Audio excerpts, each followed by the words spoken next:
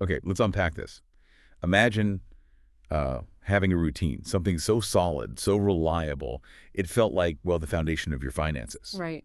For this man, Sam, over in South Africa, that routine meant waking up, grabbing his phone, and basically, while getting ready, opening this crypto app, Africrypt, Mm-hmm. and withdrawing about $300 every single day. He did this for 2 years. Wow. Yeah, that's consistency. It becomes your income, your predictable cash flow. You definitely trust it. Absolutely. Until that one morning, everything just stopped.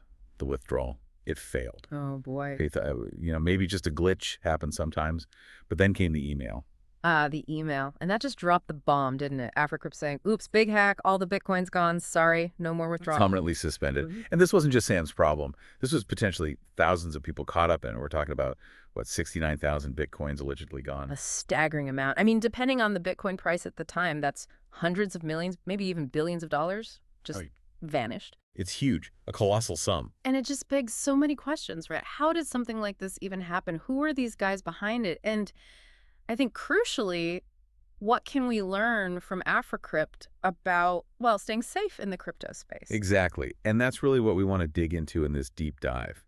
Using the sources we have, we're going to try and peel back the layers on this Africrypt scandal. Look at how they lured people in. The narrative they spun. Right. What was actually going on underneath, what happened when it all came crashing down, and most importantly, pull out those practical lessons that you can actually use to protect yourself.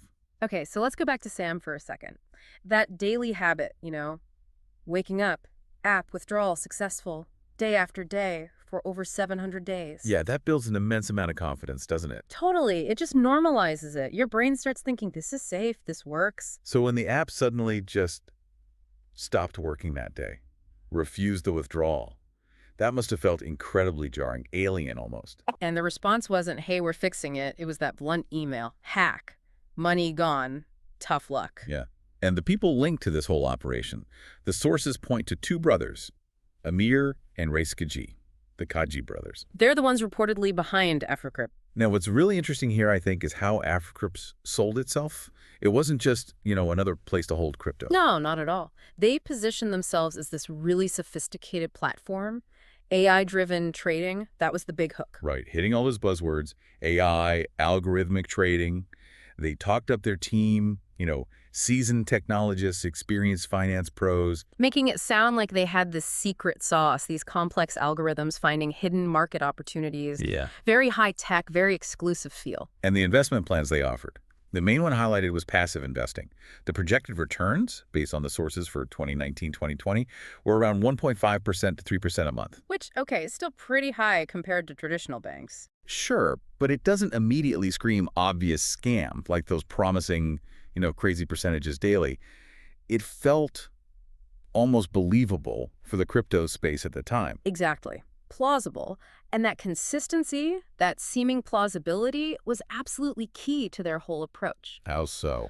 Well, people would dip their toes in, right? They'd start with a smaller amount. They'd see those 1.5%, 2%, 3% returns hitting their account month after month. So the trust starts building. Precisely. They start thinking, wow, okay, maybe this AI thing really works, or their traders are geniuses. Right. And once you've got that trust, cemented by those initial payouts, which, let's be honest, were probably just paid out from newer investors' money. Yeah. Then people felt comfortable putting in much bigger sums. And the sources suggest there were likely other more aggressive plans too, maybe promising like 8% or 9% a month. Probably, yeah. Requiring a higher buy-in, naturally. So it's this calculated ramp-up. Hook them with modest, steady returns on small amounts, build that trust, then reel them in for larger investments with bigger promises. But behind all the fancy talk of AI and algorithms, the reality was a lot less sophisticated and a lot more criminal. Yeah, the source material is very clear.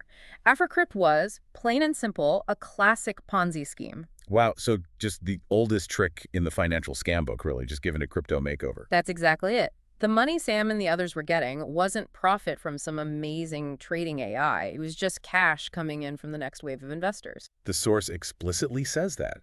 Early investors get paid when new people invest below them. Yep, spells it out. It's the fundamental mechanism. And those schemes always collapse eventually, don't they? Always. They need that constant, accelerating flow of new money to pay the earlier investors their promised returns the moment that new money dries up or isn't enough. The whole thing just bursts. The racket busts, as the source puts it. And when Africrypt burst, poof, the Kaji brothers vanished. Just disappeared. Gone.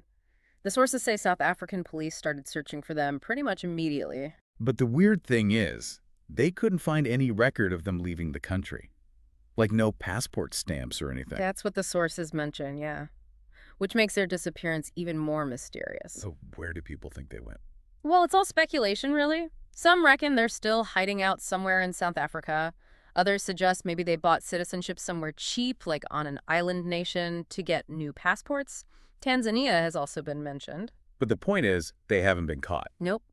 Not apprehended. And that massive pile of Bitcoin, still mostly missing. And here's a really critical point from the sources, something that kind of enabled all this. Africrypt wasn't actually registered as a financial company in South Africa. Right. Not a financial institution, not a financial services provider, just registered as a normal company. A normal company handling potentially billions in assets. That sounds like a massive red flag, or at least a loophole. It was a huge loophole. Because they weren't formally regulated as a financial entity, the South African government, according to the sources, basically said, look, we didn't oversee them, we didn't know what they were doing financially, we can't take responsibility for the money people lost. Leaving investors pretty much high and dry with very little official recourse. Exactly. Which brings us to why looking at a case like Africrypt is so valuable for you, listening right now. It gives us real, hard-earned lessons about navigating crypto safely. Lessons drawn directly from how this scam worked. Okay, let's break those down. Lesson 1, directly from Africrypt. Be super wary of anything promising highly lucrative or just really high returns consistently. Yeah, because even Africrypt's initial seemingly modest 1.53% monthly was just bait, wasn't it? Right. It was designed to hook you, build that false sense of security, maybe before they upsold you to riskier plans with impossible returns. Any guarantee of high fixed returns should set off alarm bells. Absolutely. Lesson 2, maybe the most fundamental one here. Never, ever give your crypto or your money to someone else or some entity to trade for you. Because Africrypt relied entirely on that, right? Right. Hand over your Bitcoin, let our magical AI handle it. Exactly. You need to maintain control. Keep your assets in your own wallet or on reputable platforms where you control the keys or the account access. And that links to the regulatory point. That normal company status was key to them getting away with it. Definitely. It highlights why you absolutely must check if a platform is properly registered and regulated. The sources mention looking for platforms registered with the relevant financial intelligence units, like the FIU in India is given as an example. That registration offers some level of oversight and accountability. Okay, so regulation is key. But what if you do want to trade yourself? The sources mention ways to learn safely. Yeah, they do. Start with demo trading or paper trading. It's basically practice trading with fake money. Right, risk-free practice. Exactly. Some platforms offer this, give you like demo funds. The example mentioned gave $100 me, which you can even reload. Lets you try out strategies, get a feel for the market without losing real money. And learn about the different types of trading. Futures, options were mentioned. Things like Bitcoin and Ethereum options, understanding how these derivatives work, maybe using strategy builder tools that some platforms offer. It's about education before committing capital. Makes sense. Learn first, trade later. And look for good free learning resources. The sources talk about things like webinars, beginner to advanced levels, and even free tools like algo trading software you might access just by signing up. Okay. And maybe joining legitimate communities, like the Telegram group example mentioned in the source. Yes, communities can be great for learning from others, seeing trades shared perhaps, and this is huge, but you have to be incredibly careful. The scams within the learning process itself. Precisely.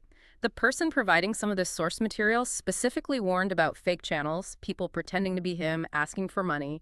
He stressed he never asks for money directly. So if anyone claiming to be an expert asks you for crypto or cash, especially on Telegram or social media, it's a scam, 100%. Report it. The advice was even to report it to cybercrime authorities. Don't fall for it. Wow.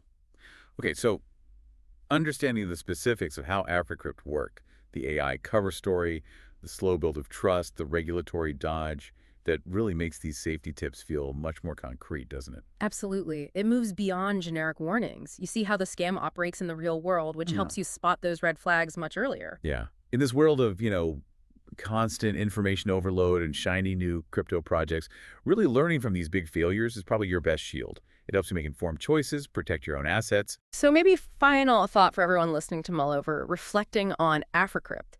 Isn't it fascinating and kind of chilling how the allure of really advanced tech AI algorithms was bolted onto one of the oldest financial scams imaginable, the Ponzi scheme? Yeah, it's like high-tech gloss on a very old, very rotten structure. Right. What does that tell us about maybe needing to double-check the absolute basics, like who actually has your money? Are they regulated even when the sales pitch sounds incredibly futuristic and cutting edge? Trusting promises versus verifying credentials. But it's crucial in any investment, isn't it?